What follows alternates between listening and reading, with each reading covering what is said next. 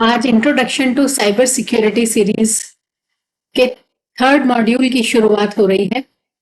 इसमें टॉपिक रहेगा understanding common software and hardware weaknesses.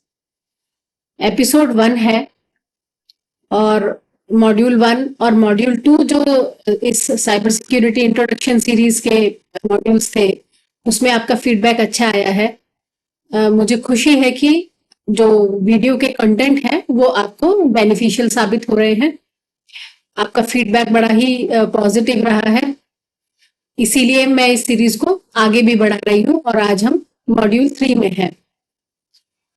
Module 3 में जैसे कि मैंने आपको बताया कि एजेंडा सॉफ्टवेयर और हार्डवेयर की वल्नरेबिलिटीज का रहेगा।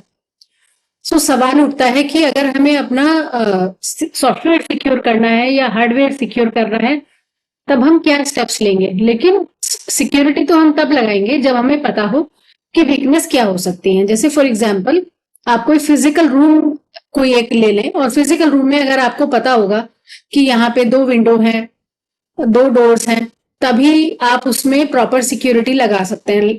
अकॉर्डिंगली आप लॉक्स लगाएंगे, डोर में डोर लॉक्स लगेंगे, विंडोज में विंडो लॉक लगेगा।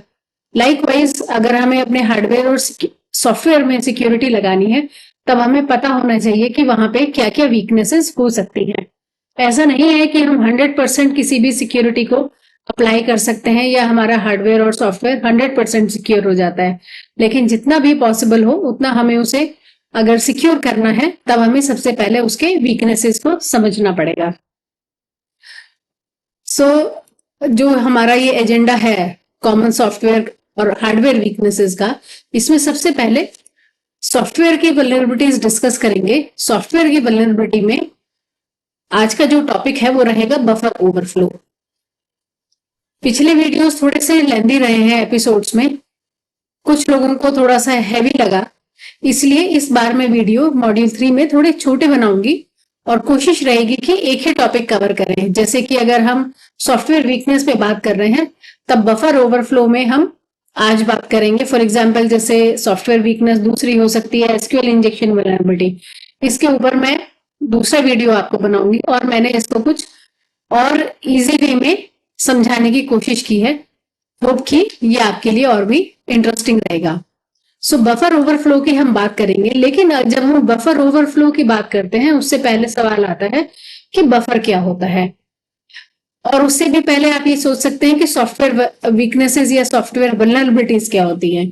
सॉफ्टवेयर वीकनेसेस को हम ऐसा समझ सकते हैं कि कोई भी कंप्यूटर सॉफ्टवेयर प्रोग्राम है या कोई भी सॉफ्टवेयर एप्लीकेशन है, उसमें जहां भी कहीं फ्लॉज हैं और कुछ ऐसे फ्लॉज जिनको हैकर्स एक्सप्लॉइट कर सकते हैं और एक्सप्लॉइट करके वो सॉफ्टवेयर की या एप्लीकेशन की सिक्योरिटी या फंक्शनैलिटी को कॉम्प्रोमाइज कर सकते हैं। ये जो फ्लॉज हैं ये कई फॉर्म में हो सकते हैं और इनके डिफरेंट डिफरेंट लेवल्स हो सकते हैं। सीवियरिटी लो, हाई, मीडियम हो सकती है। तो इसी सीरीज में सॉफ्टवेयर वीकनेस में आज का टॉपिक है बफर ओवरफ्लो। बफर ओवरफ्लो से पहले अब हम बफर को जानते हैं कि बफर क्या होता है। बफर एक टेम्पोरेरी डेटा स्टोरेज एरिया है। जब डेटा ट्रांसफर होता है, फॉर एग्जाम्पल आप एक कंप्यूटर से दूसरे कंप्यूटर में डेटा ट्रांसफर कर रहे हैं या एक कंप्यूटर से आप पेन ड्राइव या एक्सटर्नल हार्ड डिस्क में डेटा ट्रांसफर कर रहे हैं या आप नेटवर्क पे डेटा ट्रांसफर कर रहे हैं एक डिवाइस से दूसरी डिवाइस में, तो वहां पर एक बफर स्पेस हम यूज करते हैं। डिवाइस के अंदर ही होता है ये। तो बफर स्पेस डिवाइस के अंदर एक स्पेस हमने डेडिकेटेड स्पेस एलोकेट कर दिया टू स्टोर डेटा। ये जो बफर है ये कैसे यूज होगा कि हम डेटा को मैनेज करते हैं जब हमारे इनपुट आउटपुट ऑपरेशंस चल रहे हैं या नेटवर्क कम्युनिकेशन हो रहा है या डेटा प्रोसेस हो रहा है। इसको और इजी लैंग्वेज में समझने के लिए हम एक एग्जांपल लेते हैं।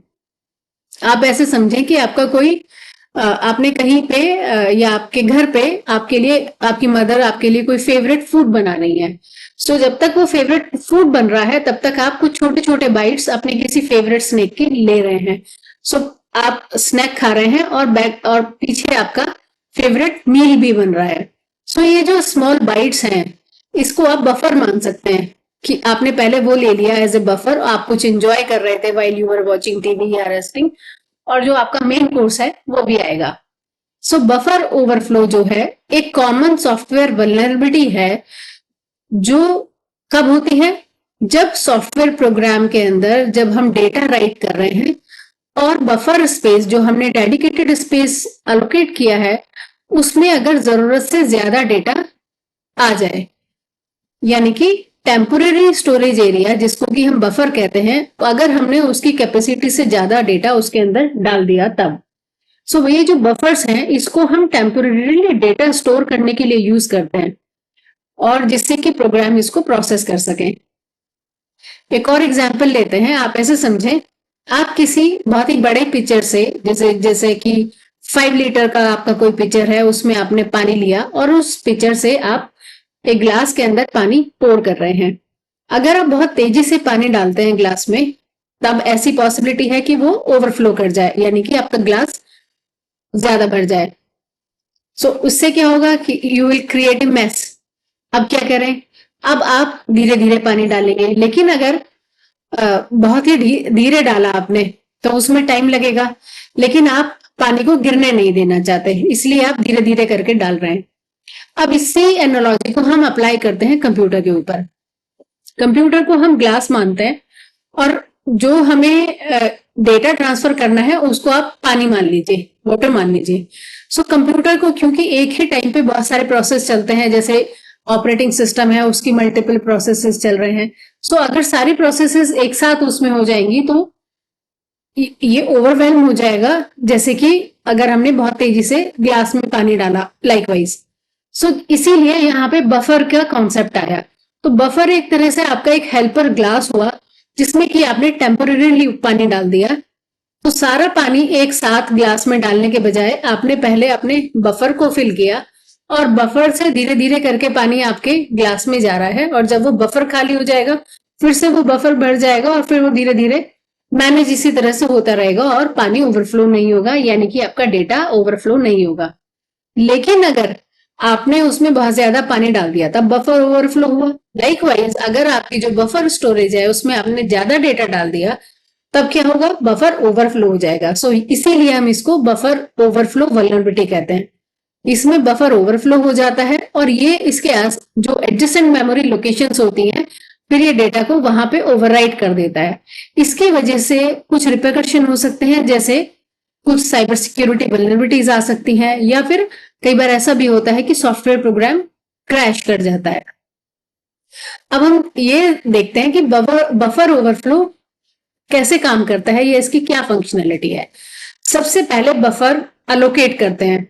सो जैसे बड़ी सारी प्रोग्रामिंग लैंग्वेजेस हैं उसमें एक फिक्स्ड अमाउंट ऑफ मेमोरी को पहले ही अलोकेट कर दिया है कि हाँ इतना स्पेस हम बफर के लिए यूज करेंगे। जैसे फॉर एग्जांपल 100 कैरेक्टर्स बफर के लिए या 1000 कैरेक्टर्स।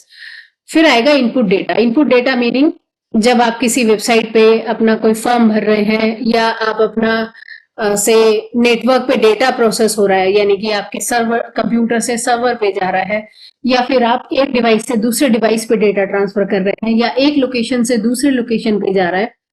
अब अगर आपका जो इनपुट डेटा है वो बफर से ज्यादा हो गया, यानी कि बफर उसको अगर होल्ड नहीं कर पाता, तब जो एक्सेसिव डेटा है वो एडजेसेंट मेमोरी लोकेशंस में राइट हो जाता है। इससे क्या होता है, इससे मेमोरी करप्ट हो सकती है। जब भी डेटा ओवरफ्लो होगा तो क्या होगा, जो भी हमारा डेटा है या कोड है जो मेमोरी में हमने स्टोर किया है वो एडजेसेंट मेमोरी में स्टोर हो गया। उससे हमारे जो कॉन्सिक्वेंसेज हैं वो कैसे हो सकते हैं, जैसे कि वेरिएबल ऑल्टर हो सकते हैं, जो प्रोग्राम का कंट्रोल फ्लो है वो चेंज हो सकता है, यहाँ तक कि कुछ आर्बिट्रेरी कोड भी एग्जीक्यूट हो सकता है। इसके बाद जो नेक्स्ट स्टेप है वो एक्सप्लॉयटेशन का है। तो जब हमारी मेमोरी करप्ट हो गई तो हैकर्स क्या करते हैं, इंटेंशनली मेमोरी करप्ट करने की कोशिश करते हैं। सो क्या करते हैं, वो बफर ओवरफ्लो वल्नरेबिलिटी को एक्सप्लॉइट करते हैं, जिससे आपकी मेमोरी करप्ट होती है, और मेमोरी करप्ट होने के बाद में वो इसको इजीली इस वीकनेस को एक्सप्लॉइट कर जाते हैं। जैसे कि क्या हो सकता है कि कोई भी आपने प्रोग्राम लिखा है और वो सही तरीके से एग्जीक्यूट नहीं होता, उसमें कोई और मेलिशियस कोड भी इंजेक्ट होकर वो एग्जीक्यूट हो जाता है। सो बफर ओवरफ्लो के सीरियस सिक्योरिटी इंप्लीकेशंस हो सकते हैं, जैसे कि डॉस अटैक हो सकता है, रिमोट कोड एग्जीक्यूशन हो सकता है, प्रिविलेज एस्केलेशन वगैरह। सो आई होप कि थोड़ा आपको समझने में कुछ चीजें अगर नहीं लग रही हैं तो आप मुझे कमेंट बॉक्स में लिख सकते हैं। मैं इसको और आपको क्लियर करने की कोशिश करूंगी, या आपकी कोई और क्वेरी है या कोई और कंसर्न है वो भी आप मुझे मेंशन कर सकते हैं। सो अगर हमें ये समराइज करना हो तब हम क्या कहेंगे कि बफर ओवरफ्लो तब होता है जब प्रोग्राम अपनी कैपेसिटी के बियॉन्ड बफर स्पेस में डेटा को अलोकेट कर देता है, और जब बफर ओवरफ्लो हो जाता है तभी पॉसिबिलिटी बनती है कि हैकर्स उसको एक्सप्लॉइट कर पाए। सो ये था हमारा बफर ओवरफ्लो के बारे में। और नेक्स्ट टॉपिक रहेगा, अच्छा मैं डिस्क्लोज नहीं करती हूँ नेक्स्ट टॉपिक क्या रहेगा, कोई इंटरेस्टिंग सा ही टॉपिक रहेगा, कोई दूसरी सॉफ्टवेयर वीकनेस पे हम डिस्कस करेंगे। और ये जो वीडियोस हैं ये आप दूसरे लोगों के साथ भी शेयर करें, क्योंकि हम नॉलेज शेयर कर रहे हैं। इंटेंशन है कि साइबर अवेयरनेस को हम सब जगह फैलाएं। सो आप चैनल भी सब्सक्राइब करें और वीडियोस को सबके साथ शेयर भी करें। और अगर आपको मेरे साथ कनेक्ट होना है, अब ये फेसबुक है जिसको priyankatomer.cyber, आप इसको फॉलो कर सकते हैं। आप मेल करना चाहते हैं तब आप cyberpathshala@gmail पर मेल कर सकते हैं। सो आज के लिए इतना ही। एपिसोड 2 में फिर मिलते हैं जल्दी ही आपसे।